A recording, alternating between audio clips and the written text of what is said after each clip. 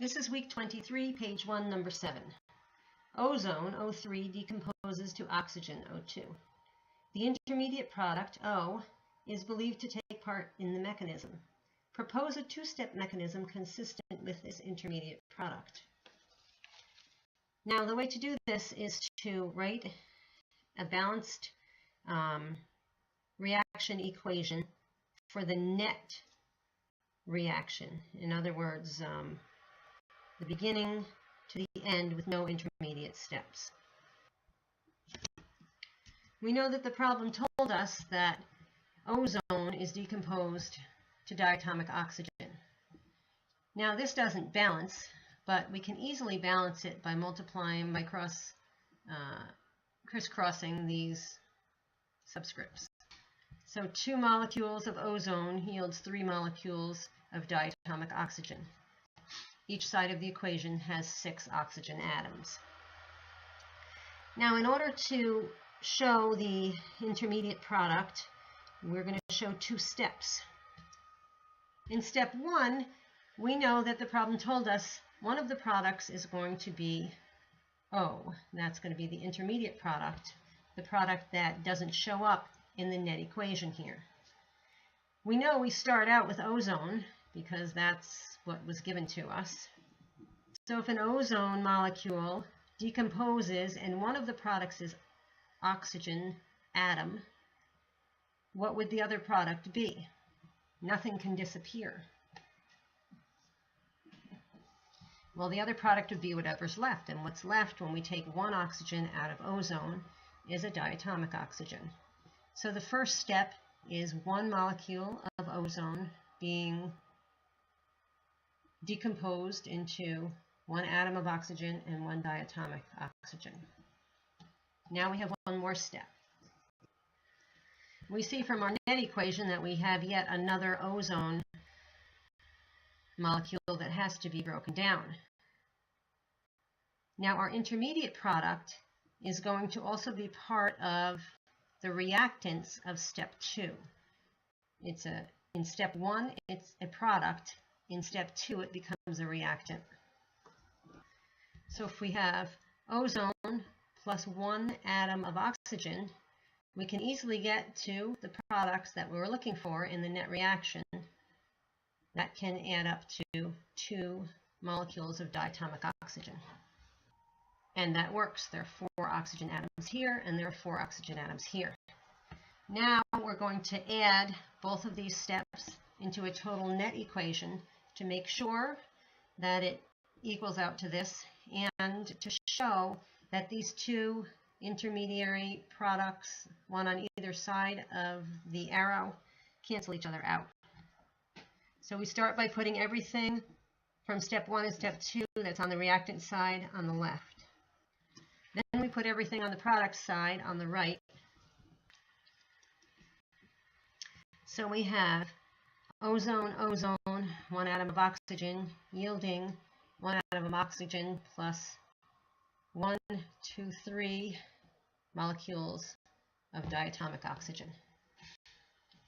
Whatever's the same on both sides of the equation cancel each other out. So these 2 intermediary products are not shown in the net equation. And then we have the net equation that we started with.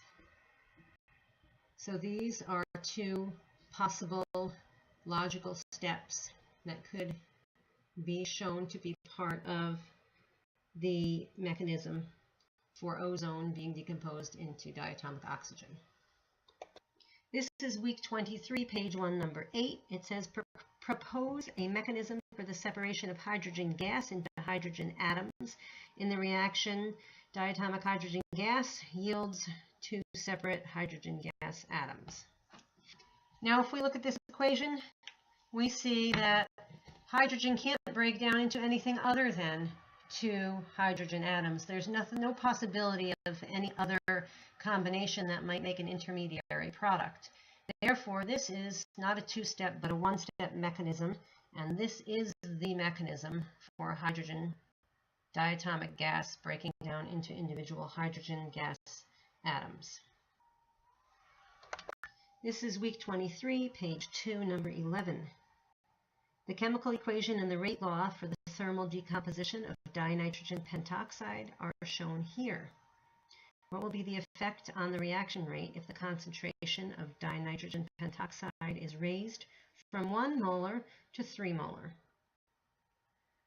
Now, one thing you have to realize is this rate is a given, something that's given to you. You're not going to figure this out. You're not going to add any exponents or anything like that having to do with this equation. This is something that's going to be given to you at this point in your chemistry experience.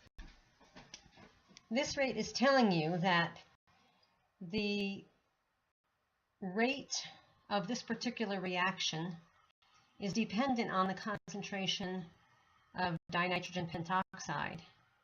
And it doesn't matter how much nitrogen dioxide or oxygen there is.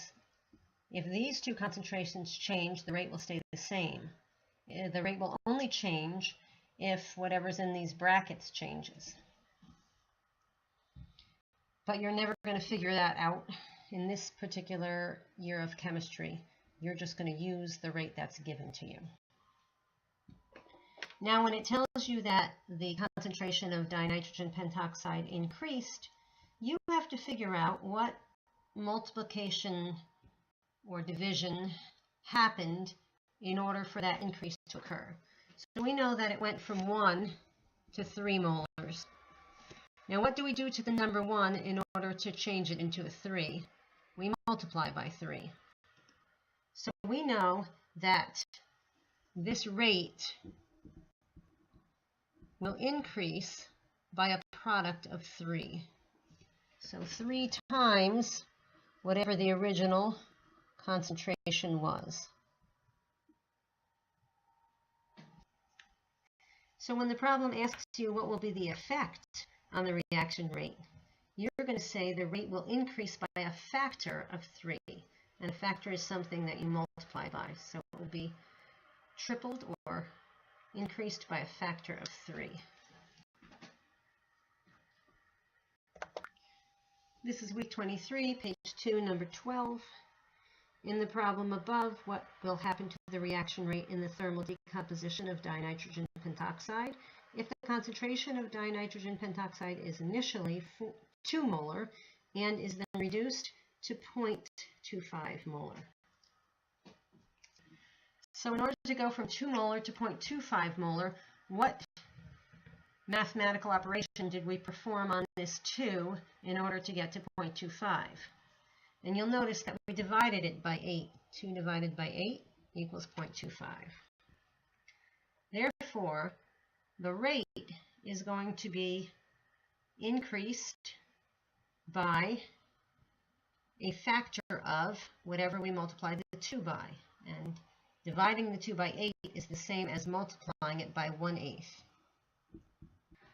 So we can see that we're increasing it by 1/8.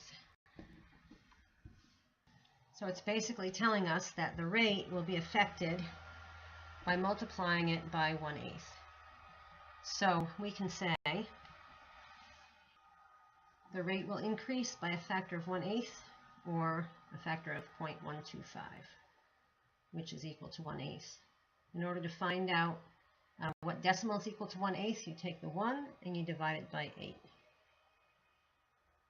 This is week 23, page 2, number 13.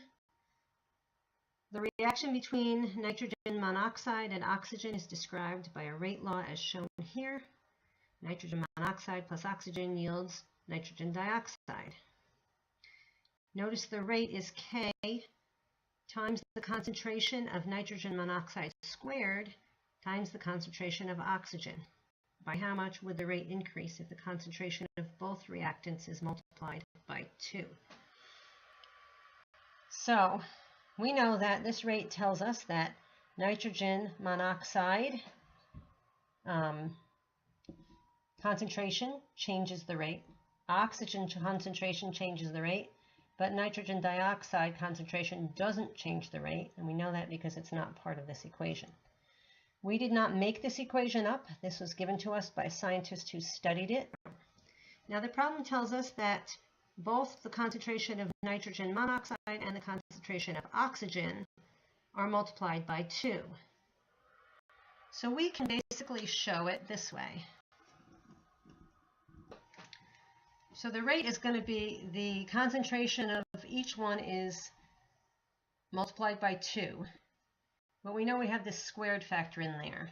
So when this nitrogen monoxide is multiplied by 2, that 2 is also squared.